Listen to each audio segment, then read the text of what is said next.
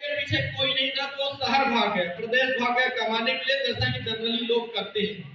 जब वो प्रदेश गया, एक कपड़े के व्यापारी के यहाँ रहने लगा। वो कपड़ा जब घर ले आता था, सब लाता था, उसको वहां रहने का प्लस खाने की पूरी व्यवस्था दी गई।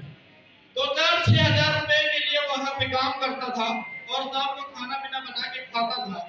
और एक घटना होती थी उसके साथ अक्सर। वो घटना क्या थी कि वो जब रोटी बना के रखता था तो 3 रोटी, 2 रोटी, 4 रोटी बनाता था, तो अक्सर क्या होता था, एक मोटा सा हैवी चूहा जब वो 3 रोटी बनाता था, एक हैवी चूहा आता था और एक रोटी लेकर चला जाता था। जब वो रोटी बना के हाथ धुलने गया, आया देखा तो बनाया 4 रोटी तो बची 3, बनाया 3 तो बची 1।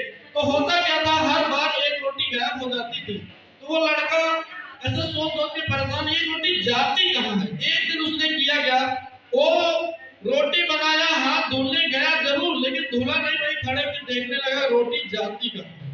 तो जब वो ध्यान से देख रहा था, एक मोटा सा चूहा आया, रोटी लेके चला गया। तो वो समझ गया यही चूहा है जो पिछले कई महीनों से मेरी एक रोटी खा रहा है और खा खा के मोटा हो गया। तो अगले दिन क्या किया, उस चूहे को पकड़ने के लिए वही खड़ा रहा, पकड़ लिया। पकड़ करके उसको पहले तो मारा, क्योंकि हर दिन एक रोटी उसने खाया था। और मारा क्योंकि उसका अपना भोजन जितना अपने लिए बनाता था, एक रोटी को खा लेता था, उसका पेट नहीं भरता, तो वो परेशान ऑलरेडी अपनी जिंदगी से था। तो मार पीट के उसने सवाल किया, ये बताओ कि तुम्हें भेजा किसने और तुम मेरी जिंदगी को परेशानी में और क्यों डालना चाहते हो। मैं रोज आधा पेट खाना खा के सोता हूँ तुम्हारी वजह से, तुम्हें और किसी के घर नहीं मिलता क्या। तो उसने क्या कहा, चूहे ने जवाब दिया, मुझे भेजा है ईश्वर गॉड अल्लाह भगवान ने, और मैं यहाँ कुछ करने नहीं, मैं खाने आया, क्योंकि मैं रोटी खुद बना नहीं सकता और ये मेरा अधिकार है, मैं अपना अधिकार पूरा कर रहा हूँ, आप अपना अधिकार करो ना। उसने कहा लेकिन जो मैं परेशान उसका क्या। उसने कहा आपकी परेशानी का सोल्यूशन इस रोटी में है ही नहीं, आपका सोल्यूशन दूसरी जगह है। कहा कहाँ मिलेगा। तो चूहा ने बताया बहुत दूर चले जाओ, वहां उस पहाड़ी के उस पार गौतम बुद्ध रहते हैं, वहां जाओ, अपनी समस्या पूछो और आपके समस्या का समाधान 200% वहां मिलेगा। तो चूहे के कहने से वो आदमी निर्णय लिया, रोटी का चक्कर छोड़ दिया। किस चीज का चक्कर छोड़ा, रोटी का। इस बात को पॉइंट करेंगे, रोटी का चक्कर छोड़ के वो निकल गया गौतम बुद्ध जी से मिलने। पैदल की यात्रा करते करते चला गया, रात हो गई। जब रात हुई उसको रुकने के लिए स्थान चाहिए, उसने एक जगह दीपक जलते देखा, उस दीपक को देखकर घर में गया। वह एक बूढ़ी औरत थी, उससे बताया अपनी कहानी, मैं गौतम बुद्ध जी से मिलने जा रहा हूँ, अंधेरा हो गया, मुझे कुछ सवाल अपनी तकलीफ पूछनी है, अब मैं क्या आपके यहाँ रात में रुक सकता हूँ। उसने कहा ठीक है रुक जाइए। सुबह जब जाने लगा वो लड़का, तो उस महिला ने कहा बेटा तुम जा रहे हो गौतम बुद्ध से अपनी एक सवाल पूछने, एक सवाल मेरा भी पूछ लेना। उसने कहा आपका सवाल क्या है। उसने कहा कि पूछ लेना, मेरी एक बेटी है, ये बोल नहीं पाती है, बोल नहीं पाती तो इसकी प्रॉब्लम है, इसकी शादी नहीं हो रही। पूछ लेना क्या इसकी शादी कभी होगी, ये हमेशा ऐसे ही रहेगी, क्या ये कभी बोल पाएगी, ऐसे ही रहेगी। उसने कहा ठीक है पूछ लूंगा। फिर आगे बढ़ा, जाते जाते जाते क्या हुआ, उसके रास्ते में बहुत बड़ा पहाड़ आया। अब पहाड़ को चढ़ नहीं पा रहा था, बड़ी तकलीफ हुई। तो वहां एक जादूगर मिला। उसने पूछा इस पहाड़ को कैसे क्रॉस किया जाए। उसने कहा क्रॉस करने के 2 रास्ते, एक घूम के 50 किलोमीटर जाओ, दूसरा मैं तुम्हें अपनी जादू से पार करा सकता हूँ। उसने कहा जा कहाँ हो, तो बताया गौतम बुद्ध के पास। सवाल पूछने से कहा एक सवाल मेरा भी पूछ लेना, मैं पार करा दे रहा हूँ। तो उसने कहा कि क्या सवाल है। उसने बताया कि मेरा सवाल यह है कि मैं यहाँ पे पिछले कई सालों से जादू कर रहा हूँ, लेकिन अब मैं स्वर्ग जाना चाहता हूँ, मैं मरना चाहता हूँ, लेकिन क्या है कि मैं स्वर्ग नहीं जा पा रहा। क्या वजह है ये पूछना कि मैं मर क्यों नहीं रहा हूँ और स्वर्ग नहीं जा पा रहा। उसने कहा ठीक है मैं पूछ लूंगा। वो बूढ़ा हो गया था जादूगर। फिर उसने छड़ी घुमाया और यूं छड़ी घुमा के जादू किया, वो संग से इधर इस पार आ गया। फिर आगे गया तो उसको एक बड़ी नदी गुजर मिली। नदी वो पार करना मुश्किल था, फिर नदी पार नहीं कर पा रहा तो उसको एक कछुआ मिला। तो कछुए से सवाल उसने बताया कि ऐसा ऐसा बात है, मैं वहां जा रहा हूँ, मेरे सवाल पूछने के लिए क्या मुझे पार करा सकते हो। कछुए ने कहा डेफिनेटली पार करा दूंगा, एक सवाल मेरा पूछ लेना बस। तुम्हारा क्या सवाल है। कछुए ने कहा मैं पिछले 500 साल से यहाँ हूँ और मैं कछुआ ही हूँ, मैं ड्रैगन बनना चाहता हूँ। ड्रैगन जानते हो क्या, ड्रैगन बनना चाहता हूँ, मैं ड्रैगन क्यों नहीं बन पा रहा, ये सवाल पूछ लेना। और फाइनली वो वहां पहुंचा जहां सवाल पूछे जा रहे थे, वहां लाइन लगी थी। लेकिन जहां लाइन शुरुआत होती थी वहीं एक बोर्ड में लिखा था हर व्यक्ति केवल 3 सवाल पूछ सकता है मैक्सिमम।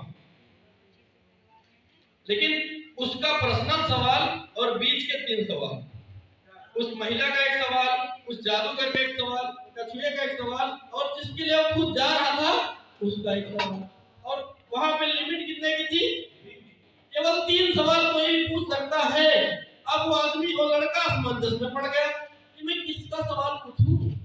उसने दिमाग लगाया, सोचा देखो उस महिला का सवाल पूछना जरूरी है, उसकी बेटी बोल नहीं पाती, शादी करना जरूरी है, एक बुजुर्ग हो गया है, स्वर्ग जाना चाहता है, इसका जरूरी है, 500 साल से कछुआ परेशान, इसका भी पूछना, मेरा क्या है, रोटी कपड़ा मकान चलने देते हैं, मेरा छोड़ दो। उसने क्या किया, इतनी लंबी यात्रा करने के बाद उसने अपने सवाल को छोड़ दिया, ड्रॉप कर दिया। उसने उन तीनों का सवाल पूछ के लौटा और जैसे जैसे आता गया वैसे जवाब बताते चला गया। सबसे पहले मिला उसको कछुआ, क्योंकि नदी में पार करना था। अब उसने फिर पार तो करा दिया, बोला पूछा, बोला हाँ बता। क्या बताया उन्होंने बताया कि ये तुम्हारी जो कवच है पीठ, ये कवच अगर तुम हटा दो, सिर्फ आज कवच हटा दो, सुरक्षा कवच, तुम ड्रैगन बन जाओगे। आज तुम कवच नहीं हटा रहे हो इसलिए ड्रैगन नहीं बन रहे हो, कवच तो हटाओ। उसने कहा क्या ये बात नहीं है, क्या ट्राई अभी कर ले। उसने सिर्फ कवच को त्याग दिया, अपना जो कछुए की पीठ में कवच होता है उसने त्याग दिया। जैसे वो त्याग तुरंत यूं चुटकी वो ड्रैगन बनकर उड़ गया और उड़ते हुए उससे पूछ रहा है अब तो बाबा मैं चलता, मेरा सपना पूरा हुआ। तो जैसे उसने कवच हटाया उसमें मोती निकले, मोती, क्योंकि 500 साल से वहां पे बहुत सारे मोती निकले। उसने कहा ये मोतियों का मैं क्या करूं, मैं तो ड्रैगन बन गया, मैं चलता हूं, अब तुम ये सारे मोतियों को इकट्ठा कर लो, तुम जाओ। वो सारे मोतियों को इकट्ठा किया और वो लड़का वापस आ गया। आगे उसको कौन मिला? जादूगर, क्योंकि पहाड़ी पार करना, पार करके बुलाया। उसने कहा क्या हुआ, जवाब मिला? क्या जवाब मिला? कहा तुम बढ़िया से स्वर्ग जा सकते हो, बहुत इजी वे से, तुम ये जादू की छड़ी काहे नहीं फेंक देते? गौतम बुद्ध ने बताया कि जादू की छड़ी त्याग दो, तुम स्वर्ग चले जाओगे। जादू की छड़ी जिस दिन जब तक पकड़े रहोगे यहीं तक के मर जाओगे। तो कहा ठीक है, जादू की छड़ी हम छोड़ के देखते हैं। उसने जादू की छड़ी को त्याग किया और वो आदमी स्वर्ग चला गया। जाने से पहले उसने कहा कि अब छड़ी क्या करोगे? कहा तुम ले लो, इससे तुम घुमा के जो भी कहोगे वो तुम्हें हासिल हो जाए। अब उस लड़के के पास बहुत सारे मोती और एक पावर आ चुकी थी। वो पावर कौन सी थी? जादू। फिर आगे आया उस बगिया में, वो महिला वाला घर, माता जी इंतजार कर रही थी। उसने कहा मुझे क्या जवाब मिला? तो बताया देखो आपकी बेटी बोल नहीं पाती है, यानी गूंगी है, इसकी शादी नहीं हो रही है। आपका 2 सवाल था, तो मैंने एक ही पूछा कि ये लड़की बोल पाएगी कि नहीं बोल पाएगी, सॉरी शादी होगी कि नहीं होगी, यही बता दीजिए। तो गौतम बुद्ध ने बताया जैसे शादी होगी वैसे बोलने लगी। अच्छा, फिर महिला ने कहा ठीक है बेटा शादी होगी बोलने लगेगी, लेकिन गूंगी लड़की शादी करेगा कौन? उसने कहा कि देखो अगर मैं किसी लड़के को पकड़ूं और बोलूं तुम शादी करो, बोलने लगेगी, तो हो सकता ना बोले तो मैं फंस जाऊंगी, और अगर बोलने लगी तो ठीक है, लेकिन कौन विश्वास करेगा? उसने कहा देखो विश्वास मुझे है। कहा एक काम करो, तुम्हारी उम्र भी 22 साल की है, शादी हुई है? कहा नहीं। कहा शादी करोगे बेटे? कहा पहले दिखाओ। देखा तो उसको एक नंबर भी निकले, बस बोल ही नहीं पाती थी। उसने तुरंत हाथ फेरा लगाया और जैसे सिंदूर लगा करा thank you I love you. देखो उसको एक परिवार भी मिल गया। वो लड़का अनाथ था, उसको एक सासू माँ मिली, उसकी एक पत्नी मिली, उसके पास मोती बहुत सारे थे जिसकी बेस कीमत थी, करोड़ों खरबों में कीमत थी, और उसको पावर भी मिली। और वो लड़का उस लड़की को लेकर फिर वो मालिक के यहाँ नहीं गया, वापस घर गया। बढ़िया घर, बढ़िया बंगला, सब कुछ बनवाया, एक अच्छा आगे चल के अमीर व्यापारी बना और वो सफल इंसान बना। और ऐसा क्यों हुआ जानते हैं? क्योंकि उसने अपने बारे में उस वक्त नहीं सोचा जिस वक्त उसके पास कोई रास्ता नहीं। उसने अपने लोगों के बारे में सोचा, उसने उन लोगों के बारे में सोचा जिन्होंने वहां से वहां तक उसको पहुंचाया है। आपको क्या इस कहानी से सिर्फ यही सीखना है, आप अपने बारे में सोचना छोड़ दीजिए, आप सिर्फ उनके बारे में सोचिए जिन्होंने आपको यहाँ तक पहुंचाया। वो आपके 24% के डिस्ट्रीब्यूटर हो सकते हैं, वो 27% के हो सकते हैं, वो 36% हो सकते हैं, वो 42% के पर्ल हो सकते हैं, रूबी हो सकते हैं।